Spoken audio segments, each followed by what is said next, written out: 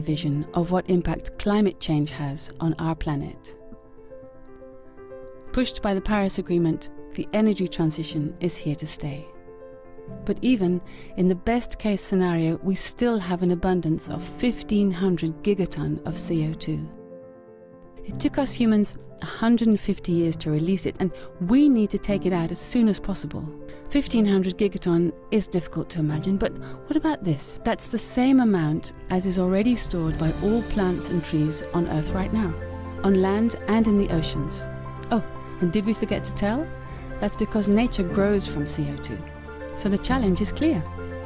To clean up 1,500 gigaton, we only have to double nature. True, that sure is a huge challenge, but it can still be done, and often it's even a viable business case. And people like challenges, right? This one is energizing, that's a promise. The fact is, it must be done. And the good news is, it's already happening. Let's double nature.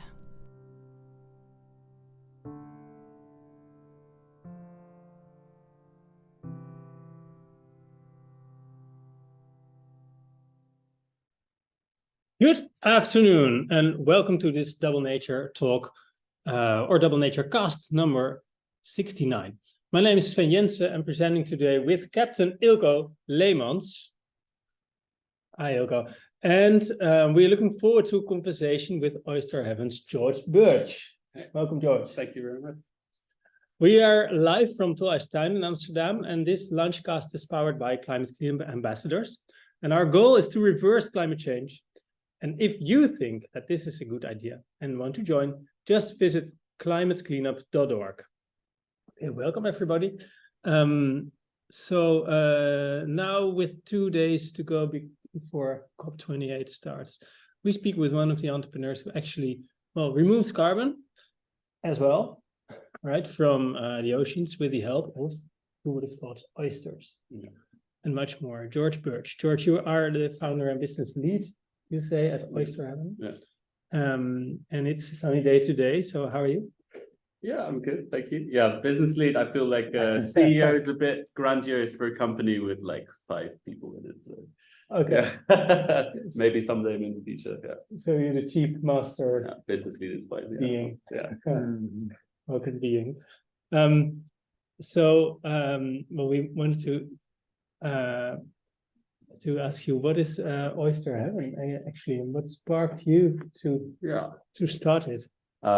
So my background's in this weird combination of ecology and marine ecology, which was my undergrad, and then I went and worked for a marine conservation charity for a very short amount of time, convinced that this was the way to go if you wanted to help save our oceans, but quickly realized that the amounts of money that these organizations had available was just insufficient to combat those groups which were exploiting it. Whether it's the fossil fuel industry or fishing, they've got huge amounts of money because of big revenues coming in, which they can use to build more, infrastructure, buy more ships. So I quit that and I thought I'm just going to go find those sources of money and try and point those sources of money in the right direction. So I went to work for an organization called Janus Henderson, which is a very large mainstream asset manager. There were 2 of us doing the sustainability procedure for $374 billion assets under management. And while I was there, I was trying to work out what was stopping money going towards our oceans. And to get a mainstream pension fund manager investing in something, it needs to be 1, really big, like 50, 100 million euro ticket sizes.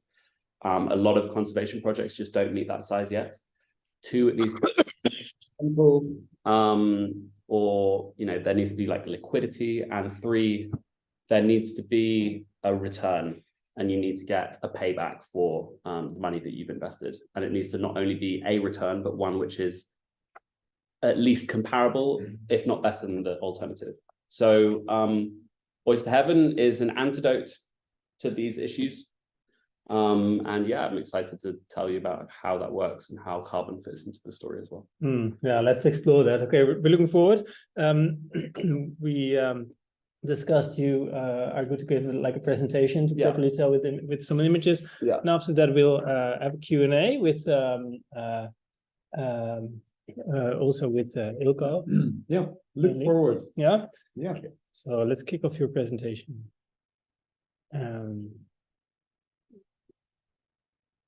Okay. So I'm going to quickly go through for the first few minutes just about how Oyster Heaven works as a company, and who we are, to give you a bit of extra color. And then I'm going to spend the rest of the time going into what I believe the carbon story is in Oyster Heaven as well. And then we can have a discussion later. But I think the principal aim for us is, how do you make marine regeneration financially sustainable? And indeed, carbon is part of that, but it is not the only part of this. So this is super quickly a little animation of what our company is.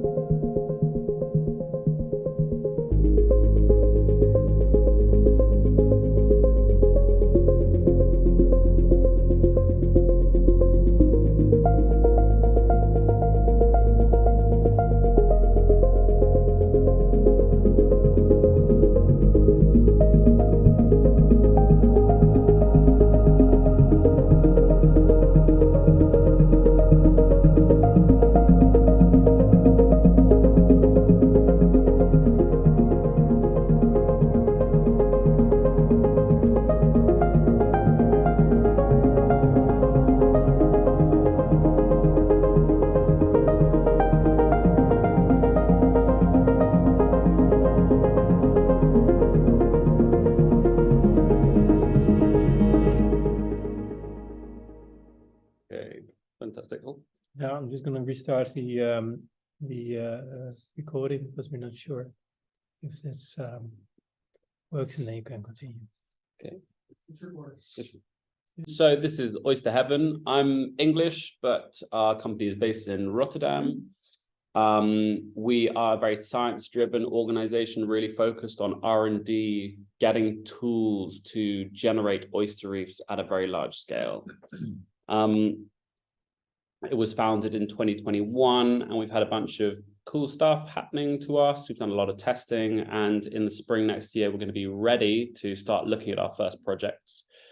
This is the team that's currently based in Blue City, and we're also supported by a wonderful investor called Sean Harris, who's got her own team of lovely people that we can use as well. So we're very lucky and like surrounded by really experienced groups. And I've also got really lovely connections with lots of universities who are helping us with research, like NEOS, KZ University, Newcastle, and DTU Aqua. So at the moment, these orange dots are actually kind of in the wrong place, but we've got 2 projects launching in the spring. One in the Netherlands, in some location in Zeeland, is not actually where this orange dot is, and one in the Chesapeake Bay as well. And we'll be able to announce a very exciting partner who's going to be funding this project and buying the credits for 3.4 million euros, which is amazing. And in America, there is already a very interesting market around nitrogen credits, which we're using as the revenue source for this project. So just around the context of oyster reef regeneration, we know it's important. Oysters are this incredible keystone species that build these big sort of undulating 3D structures in the water, but these are almost completely disappeared from nature around in the North Sea. And the problem is, although there is an ambition to restore these oysters, one, there's a lack of funding to do so, and 2, there is a problem with sort of tools available on the market. So just go back one slide. Just as a really quick biology lesson, when oysters are baby larvae and swimming around in the water, they need a hard surface to settle on. That used to just be their mums and dads, so they would just like build layer on layer these big reefs.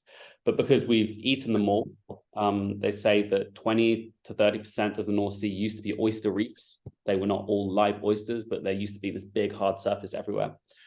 But now these are gone.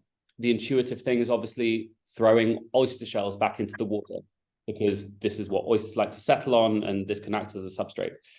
Unfortunately, although that works really well on a small scale, because we've eaten like 95% of the reefs, relying on the remaining 5% to produce enough substrate to replenish this missing 95%, the maths just doesn't make sense.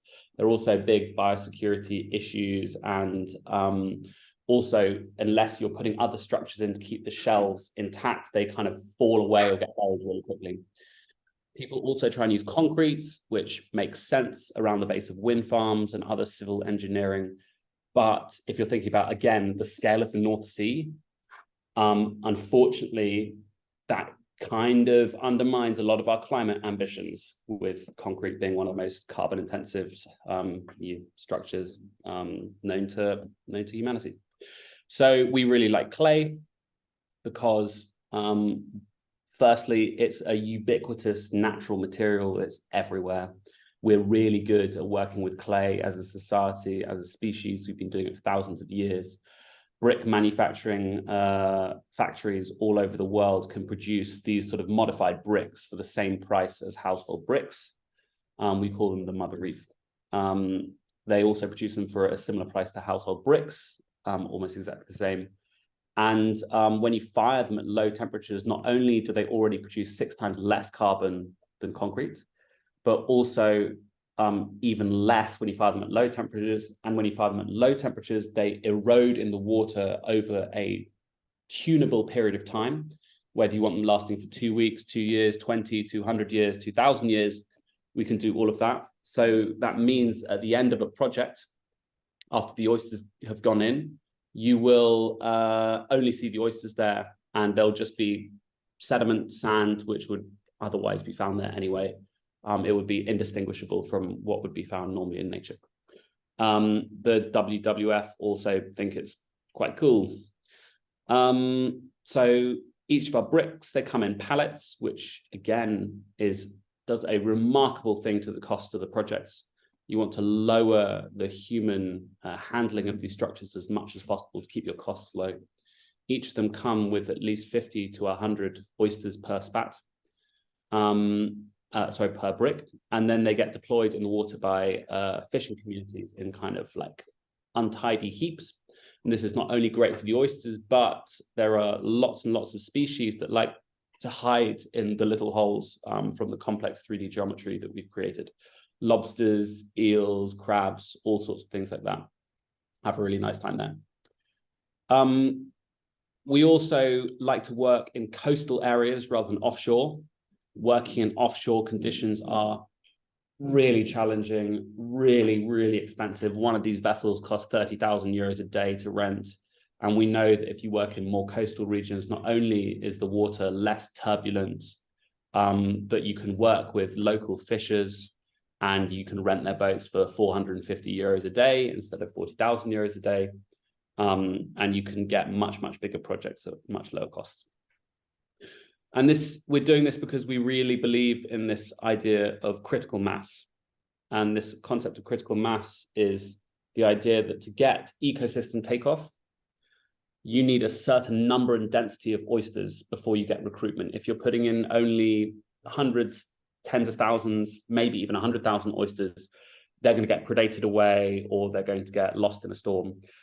We think that you need to produce at least 3.75 million oysters per project to get a good chance of this ecosystem takeoff.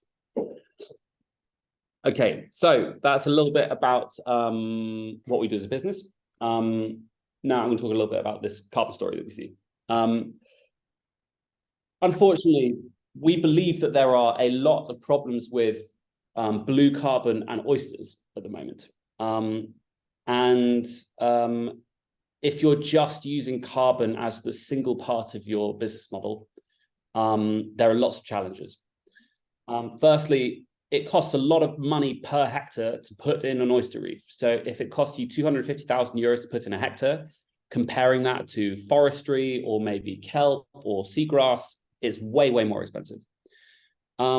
Secondly, it's really difficult to go and monitor. It's expensive to go and monitor how well they're doing, whether the oysters are persisting. It's difficult to validate how much carbon is staying in the water. And indeed, looking at the evidence from the traditional carbon pathways, which are how much carbon is stored in the shells and then eventually gets buried, or stored in the meat and then gets transformed into some other sort of biodiversity and then gets buried. That's really challenging. And you don't know how long they're going to last there. So we realized that this was only a very, very small amount of money available. And actually, when you compare it to potentially the other ecosystem services that the oysters were doing, it was a rounding error. So we did this little infographic here. This is the value of the nitrogen management job that they're doing in terms of the amount of money that they are paying for nitrogen credits in the UK and in the US at the moment. Nitrogen credits do not exist in the Netherlands. We're not selling nitrogen credits here yet. But just for an example, a ton of carbon, you guys will know this better than me. What's a ton of carbon worth at the moment on the ETS? I think it's 875 euros, but okay, the ETS right. would be 89 or something. Okay, exactly. So on the ETS, it's like maybe less than 100. No. Whereas a kilo of nitrogen is worth 2,500 to 3,500 pounds per kilo. So 2.5 million to 3.5 million per ton. So this has meant that we're focusing much more on the nitrogen story. This isn't to say that the carbon is not important, but it's just from a financial perspective, our revenue source is coming from somewhere else. And this is really important because carbon storage, there's a sort of iceberg phenomenon. It is indeed doing a fantastic job, potentially in carbon, not in the traditional pathways. I'm going to go into the other pathways in a second, but they are much more than just a carbon sink. Okay, so we think that there are 3 other really unrecognized ways that oysters are helping to manage climate change. None of these pathways are yet acceptable by anyone, but we think that these eclipse everything else about the carbon storage in shells, for example. So the first one and most obvious one is this concept of like a living carbon reservoir. Like even if the carbon does not end up underground, an oyster reef with all the surrounding biodiversity, seaweed, fish, it's all carbon-based life. There is a living carbon reservoir in existence, which is out of the water. And as long as it's not in the water column, it's not causing the ocean acidification, which is so much of a problem there. So although it is not a persistent carbon credit, if you can demonstrate that your oysters are there, it is this fluxing, but potentially persisting reef that can exist for hundreds of years. So maybe a temporary storage. We do not know at the moment, no one knows, I don't think, how much carbon could be in this temporary flux, how much it fluxes throughout the year. We'd be really interested to know. We do not have the sort of resources to explore this topic properly yet. The second one, which is more interesting, is around nitrous oxide. So nitrous oxide is a 300 times carbon equivalent. So it does 300 times, it's 300 times more effective than carbon dioxide at warming our atmosphere. And blank sea floors, which have aerobic processes happening on it. When you get nitrogen, nitrates, ammonia arriving at this blank seafloor, there's this sort of cascade of microbial reactions which cause the generation of nitrous oxide. So nitrous oxide will sort of bubble to the surface. And this is a product of nitrogen runoff that is happening from our agriculture and our sewage. If, however, you've got healthy oyster reefs, these reefs produce biodeposits, these really sort of rich, organic, anaerobic sediment underneath the reefs. And these sediment also processes this bioactive nitrogen, but instead of producing nitrous oxide, which is what you would have, which is what you would have from an aerobic environment, you have nitrogen gas produced, which is inert. It makes up 80% of our atmosphere. This nitrogen gas bubbles back towards the atmosphere, and it ends up in the fossil storage of nitrogen. So it should be there anyway. So there is this potentially really exciting nitrous oxide avoidance credit that exists by putting in an oyster reef. But again, as far as we can see, no one knows how much nitrous oxide you are potentially avoiding. We are spending some money at the moment to research this topic. We think this is really exciting and potentially easier to validate than the living carbon reservoir topic. Ja, ik lig te luisteren naar iets. Sorry? No, that's not. No, Not for you. it's, It was one of the participants. random comment. Okay. Making a remark. Okay. Okay, and then the final one. So the EEA, and that's an acronym that I've forgotten, what is it, the European Environmental Agency, estimates that there are 80 million tons of carbon dioxide emitted each year from the dredging industry. It's a huge source, and a lot of that goes towards ensuring that shipping channels are accessible, because sand just kind of like drifts in the shipping channels, and they need to make sure that these things that continue to be hollowed out. Not only does this dredging generate carbon from disturbance of this sediment, so apparently a hectare of river can generate 200 tons of carbon just by moving it around, but also the carbon that is needed to dredge the actual sediment and move it to somewhere else is an enormous amount anyway. So that's this 80 million tons. So we know that if you can intelligently use oysters and use these to shore up subtidal or maybe even intertidal sandbars, then you would have to go in less often to do this dredging. And again, there can be a carbon avoidance credit from avoiding having to do this dredging exercise and avoiding having to dredge up the sediment, which is a precious carbon reservoir as well. Okay, so I'm going to stop there. I think that's the last slide. Yeah, and Thanks a lot, George. This is really fascinating. Also, especially because you give a sort of a total view of what's happening there, and also of different solutions, combining different solutions, not just focusing on one issue, but it's more an overall view of how we should deal with our oceans. And you know, while you were speaking, I had a memory of reading a book a long time ago that's called The Big Oyster. okay. You know this book? No, I need to write it down. The author is called Mark Kurlensky. Okay. And he's written some really interesting, nice books. This book, The Big Oyster, is about the waters around New York City. So apparently, what he describes that in the 18th and 19th century, there was a lively oyster economy in those areas. And in the Hudson Delta, where New York City is, there were 350 square miles of oyster beds. And even those oysters were considered so good that they were exported to Europe and even to France. And I can really recommend you to read that book, but it's all disappeared.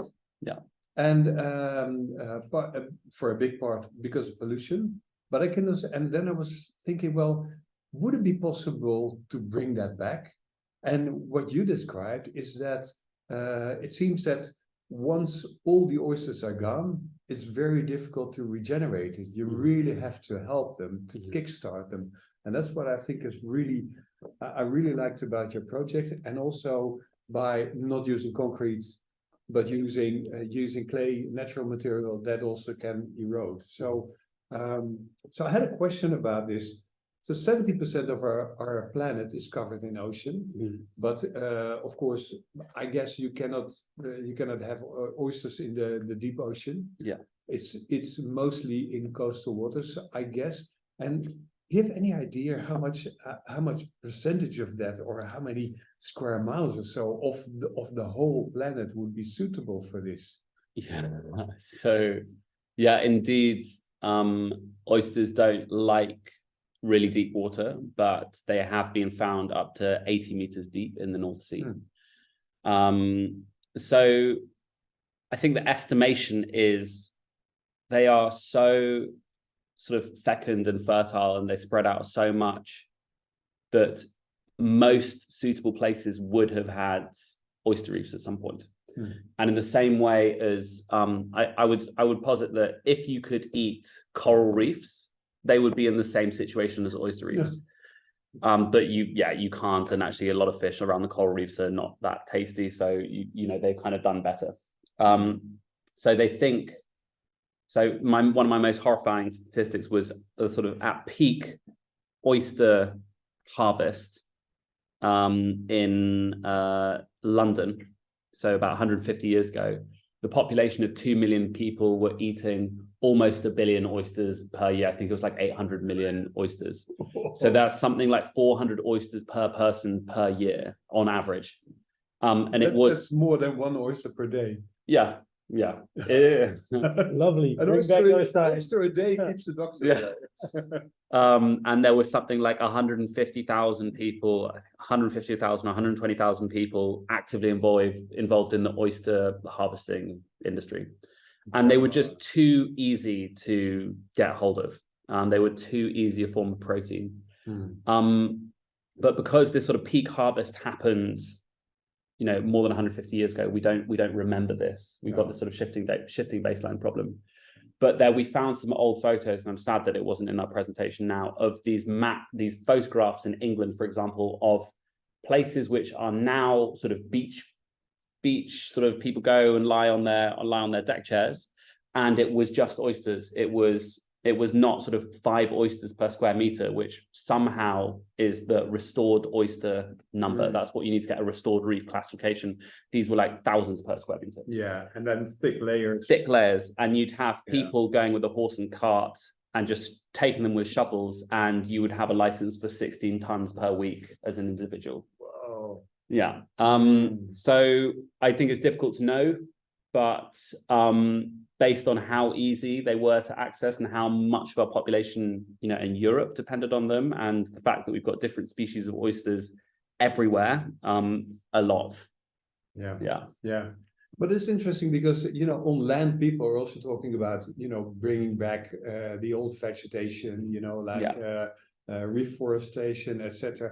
But this is what you're planning to do is quite similar, but then in coastal waters. Yeah, I think so. I think there's a sort of difficulty sometimes that happens on land where you get into these questions about.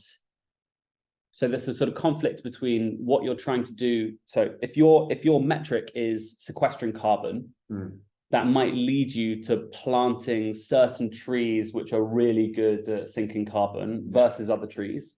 Yeah. And then you end up with maybe not a sort of ideal form of nature. Yeah. So there's a balance of incentives that you have to make. And so I think what we say is we focus on the central pillar, which is historic nature. And oysters are great because they used to be there. We know that they are a monoculture. There are not different species of oysters which should be there. So no one's going to go back in 50 years' time and say, you put in the wrong kind of oysters, or you put in too many of them in a certain place.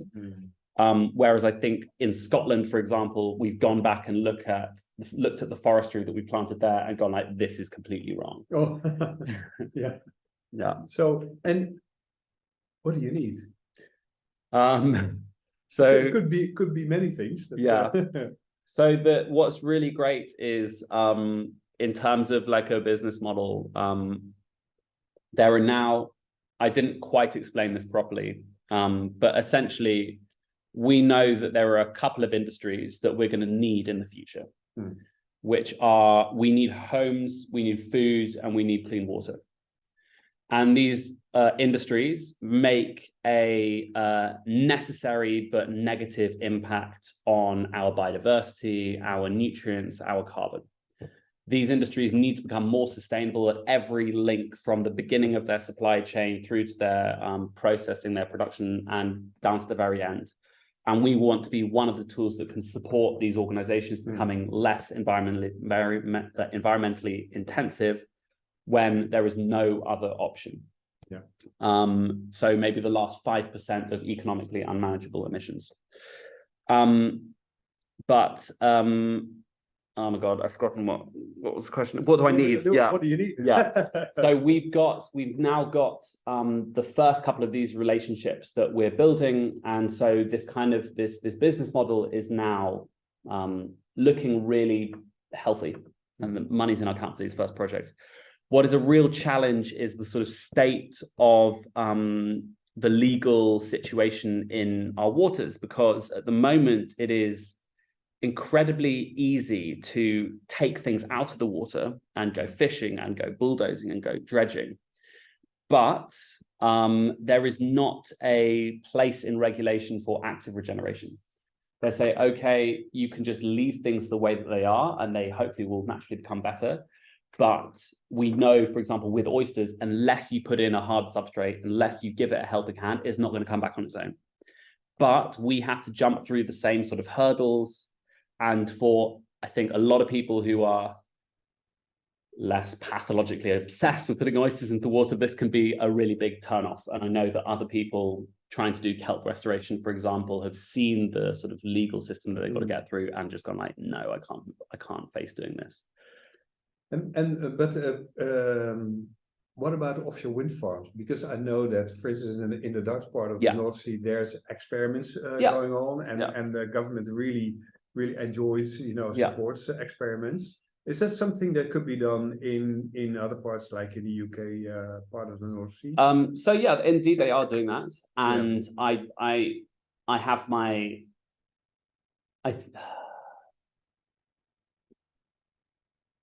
I think that works in some ways, but as I was kind of explaining before, the costs associated with doing that. So we look at our projects on how much does it cost to deploy an oyster. And if you're spending, 10 euros, 20 euros per oyster, putting in one oyster into your offshore wind, that is not a number that is feasible for large scale restoration. Okay. We know that you want to lower the cost profile massively. You can lower the cost profile massively by working in coastal waters. You can also help support the fishing communities there, who can also be the ones to deploy your reefs as well. So instead of having these fishing communities as combatant to your reef regeneration projects, which, they're having not a fun time at the moment. Fuel prices are increasing, quotas are decreasing, yields are decreasing, licenses are becoming more expensive, and the marine spatial planning is becoming more busy. Instead of giving them more pain, we can say, we will pay you to put these into the water, and they will eventually help your harvest as well. Yeah.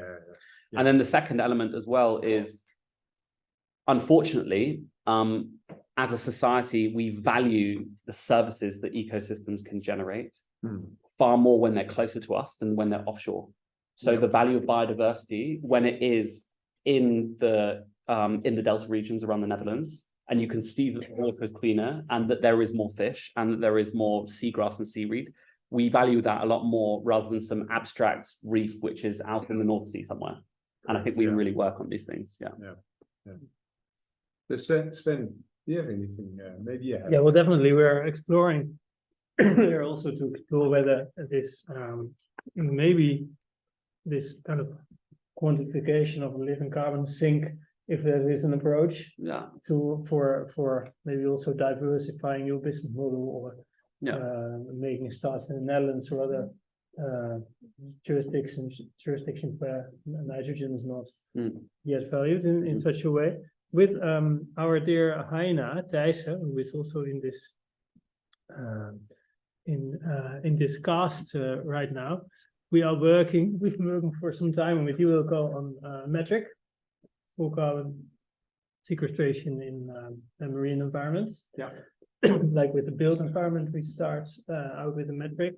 Here we have our 4 realms: sequestration, basically we artificially, of course, we cut the world in four, so construction, land, rocks, for the sequestration in minerals and enhanced weathering, because that's so scalable. But definitely, especially we started from the oceans with Professor Tim Flannery and some others who just started painting this potential. Like, what if only a tiny fraction of, when you look at the world from the side of the Pacific is blue.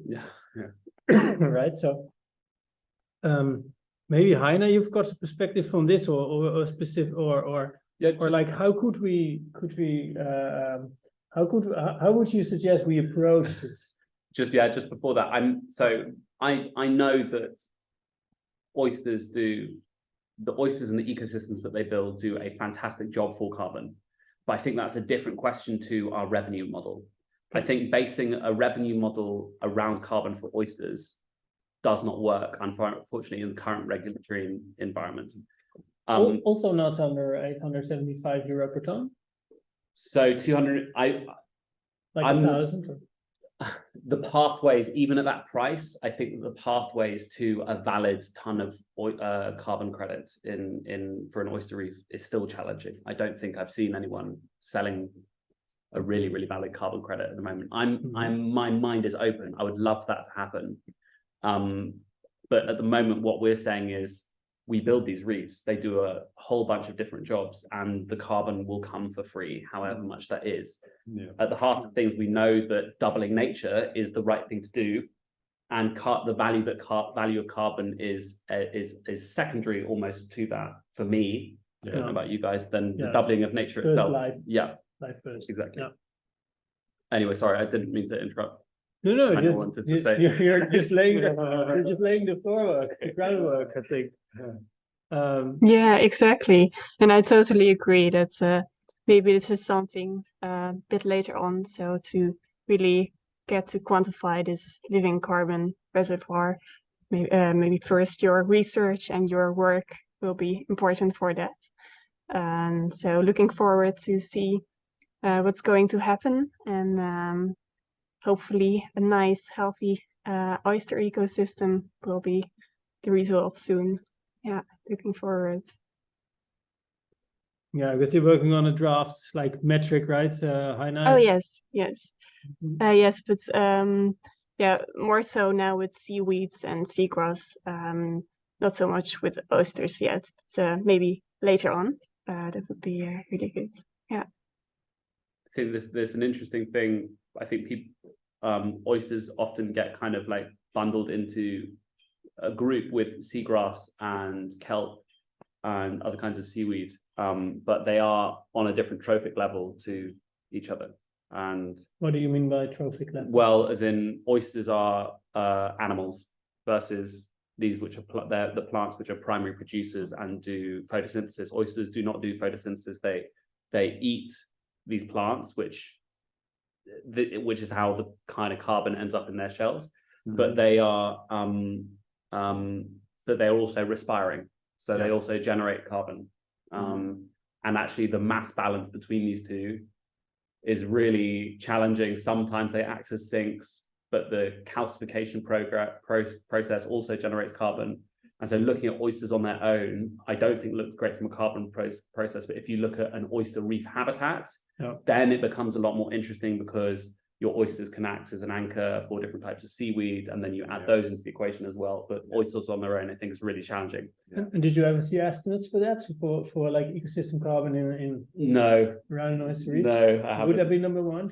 I think if you were I think the problem is carbon is already really complex on its own, and if we want to do the whole balance of the hundreds of macrofaunal species and tens of thousands of microbial species that exist around an oyster reef, that is going to be mind-boggling. Whereas if you, for example, look at the nitrous oxide, that is a single pathway, one process that you have to look at, and potentially I don't know how big it is, but it could be a huge carbon credit. So I think the nitrous oxide one is the complexity of getting that number is much lower. But I don't know how large a number that actually might be. And coastal defense. Yeah. That's also you also mentioned that.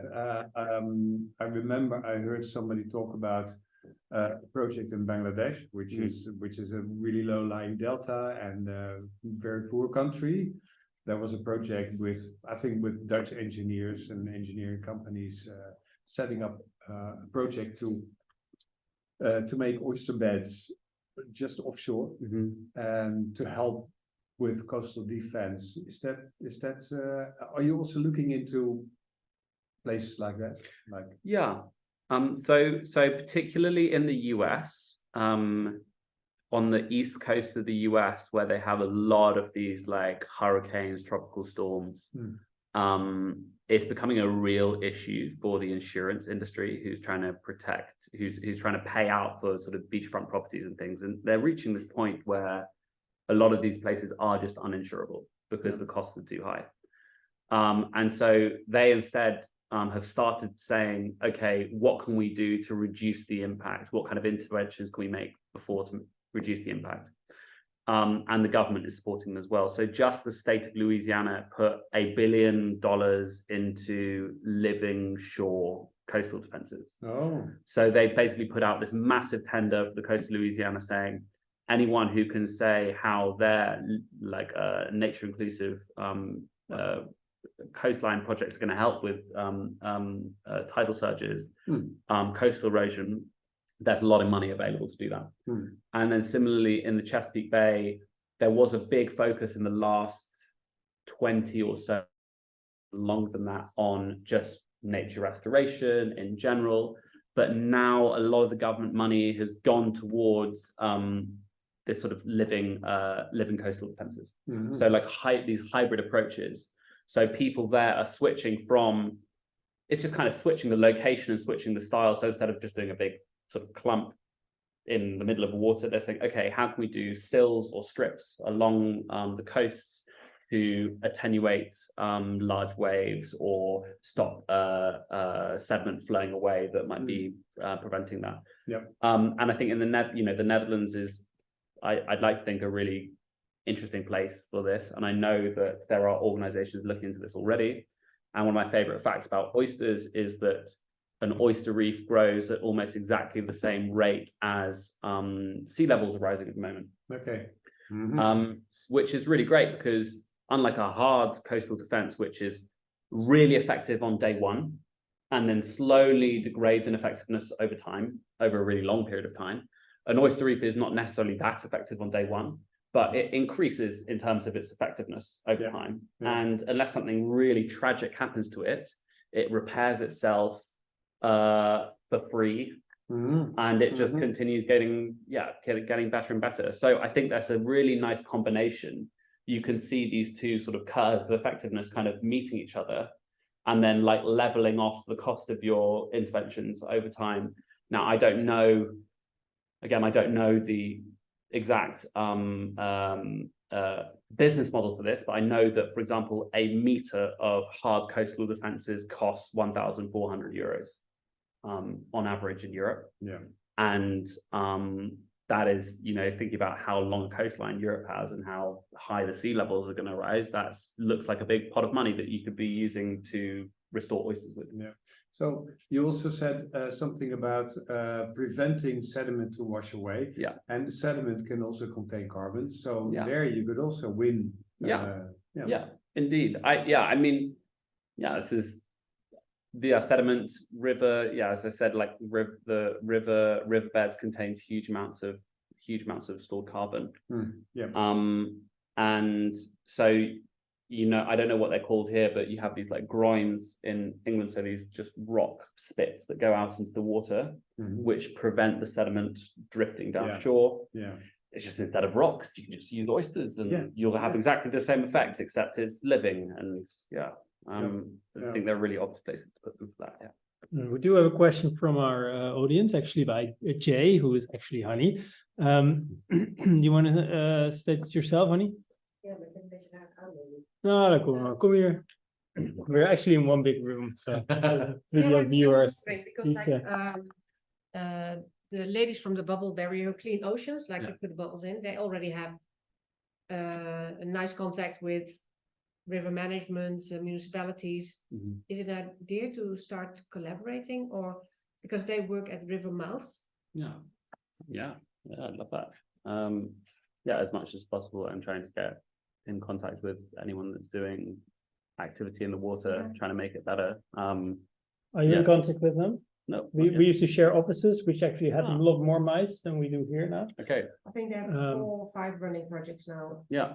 Mostly in the Netherlands, but also one in Spain, I think. Yeah, I mean the hardest challenge is putting foreign material into the water, and if they've done that already, putting the bubble barriers in, then that's some knowledge that we would really like to.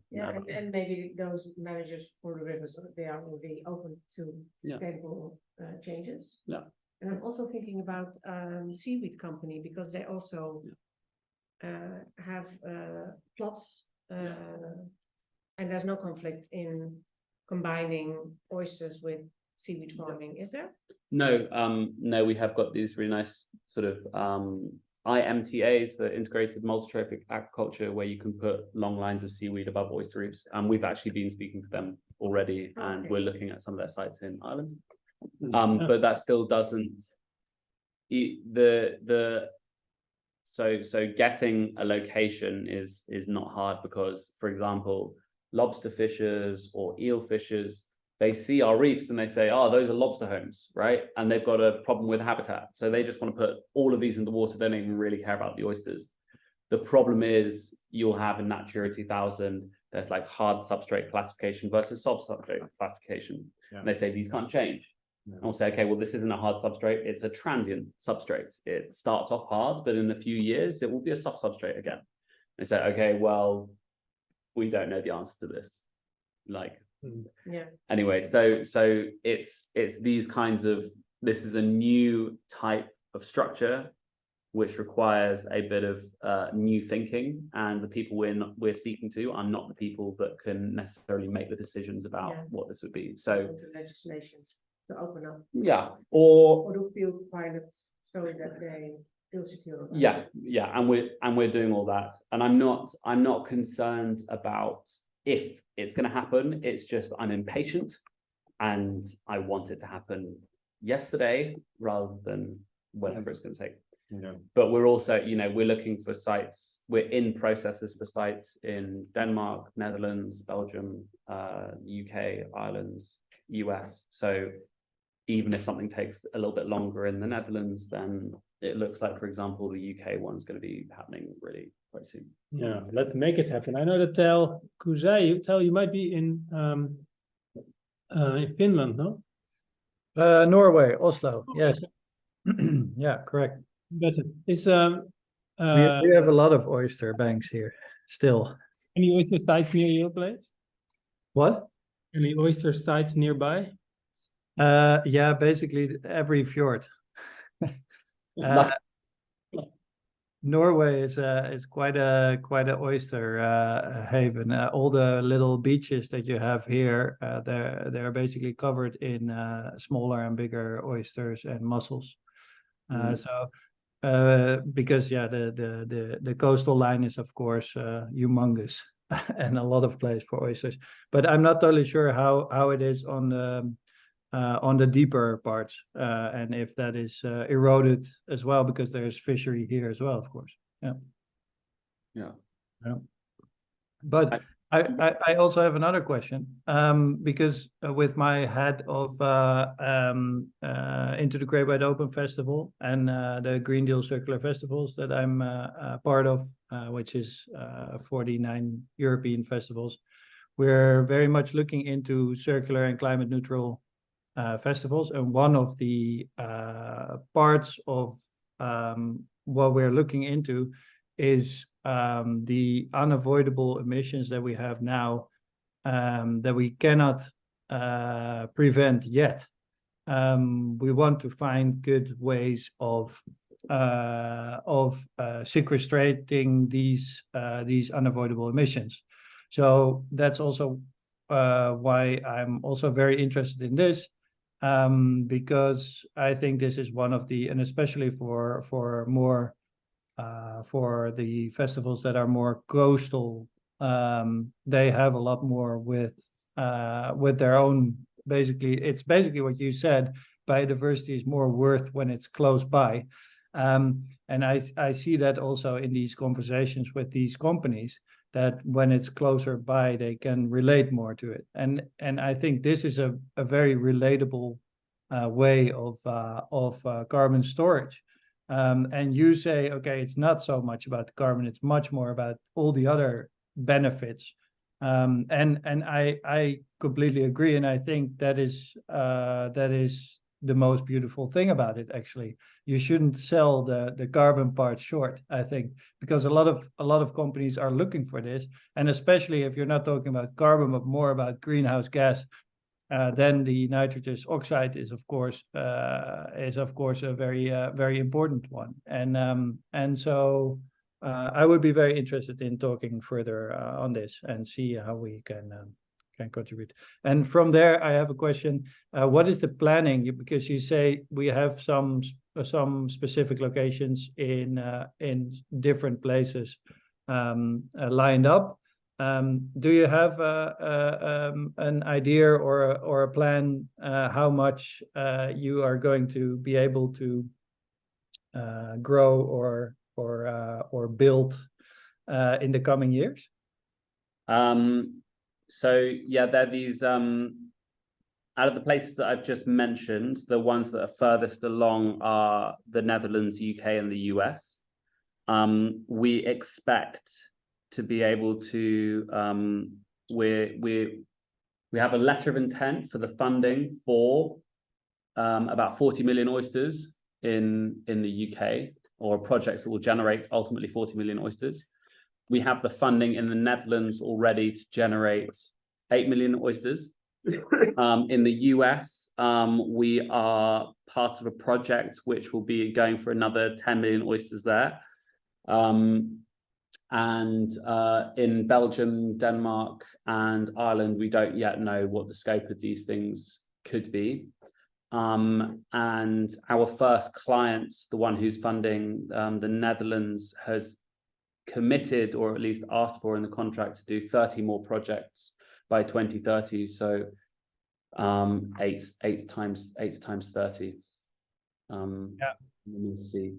So there's a lot of oysters to be done, whether that is legally possible, practically possible. At least the intention and the money seems to be there to do that. Make it happen. Yeah. Is that okay? And please, if you want to get hold of me, my email is george@oysterheaven.org. Or there's a sort of contact form on the website, and you can oysterheaven.org, and you can find me there. Perfect. Thanks a lot, George. Any burning questions? Then not for me, no. Not This was very clear and good and needed, and yeah. I was just the final thing, I don't know if this is going to come across, but this is the image of the Brancaster Bay, and that is now a sort of holiday site, and those are the oysters that were there. One of the photos we found in a fishing museum. No way. It's quite Wow. Almost. Oh, massive. Yeah. Yeah, that's almost fearful. I think will they start eating me? Yeah. I think So many. in this photo, just this photo, there might be more oysters than all the restoration projects that have been done in Europe so far, just in this photo. Yeah. Incredible. Good. We've got a good. Can I ask one more short question? Or is the time over? Yeah, of course, go for it. Yeah. You were saying earlier in your presentation that 20 to 30% maybe of the North Sea was covered by oyster banks in the past, and I've read somewhere that because they're how do you call them in English? Filtering, basically filtering creatures. that the clarity of the North Sea was also completely different in that time. Do you know anything about that? So that 20 to 30% number is slightly disputed. They say that it was 20-30% at least shells, and not all of them would have been living oysters. People talk about this carrying capacity, but I think that's kind of irrelevant, because I talk about these things from this sort of biodiversity and all the creatures that would live around it. But indeed, this would have still had an extraordinary effect on the clarity. And there are accounts of people talking about being in the middle of the North Sea, 50 meters deep, and you could see straight to the bottom, and there would be oysters there on the bottom. People talk, it was like crystal clear, like Caribbean kind of water. It's very sad what we've got now. It's also a good selling point, I think. Yeah. Okay, fantastic. let's bring that back. Yeah. Let's make it happen. All right. Thank you. Thank you, Tel, for joining as well. Here is Sasha. Are you still with us? I am. Because I really want to thank you, George, for coming over. Thank you very much. Taking the time to share your thank you. Thank you. your story so far. We got a little You have it. No. The regeneration book. Maybe No, we got an fantastic. English copy. This is a Dutch copy for your team, maybe, or for just No, practice. exactly. Yeah. My practice will be good. We translated it also with Paul Hawken, and basically the first line is like regeneration, putting life central with everything you do. Yeah. So And the first chapters and then are carbon about is not. oceans. So, Yeah. sorry? First chapters are about oceans. They are. It starts Start with with the the ocean. ocean. Fantastic. Yeah. Fantastic. So that kind of says it. And also for so thank you very much. Next week it's gonna be Sinterklaas, and in Flanders actually, where Anastasia comes from, we celebrate this white male present party on December 6th, but there's also something else happening on December 6th. Sasha, could you also already kind of tell us a little bit about that, or is it top secret? You mute, then I'll. Yeah. So, hello. I'm Sasha Bons, project lead for construction stored carbon at Climate Cleanup. And next week on December 6th, we will sign our first carbon accounting agreement with a large Dutch construction company.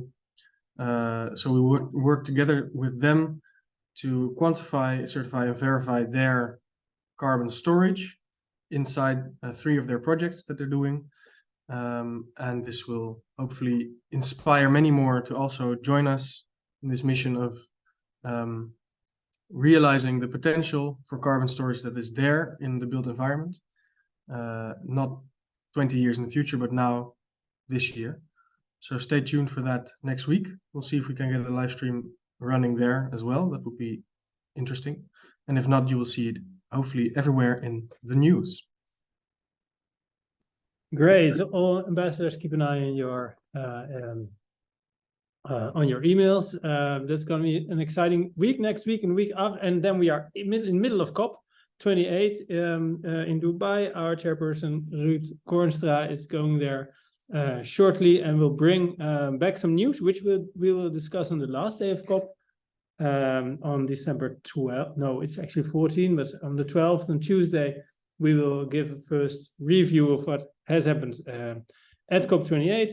And then after that, on the 19th of December, we will move over to Groningen to meet with farmer Erwin Westers, who was able to reach carbon sequestration in his regenerative farm of like about 17 tons per year CO2, and like everyone around it was around it, and at farmer associations were like, how do you do that? It's impossible. It hasn't happened. Yes, here's the measurements. So we're going to find out with him what has happened there, and then we will look towards a happy and sunny Easter. Thank you for coming and for watching, and hope to see you soon.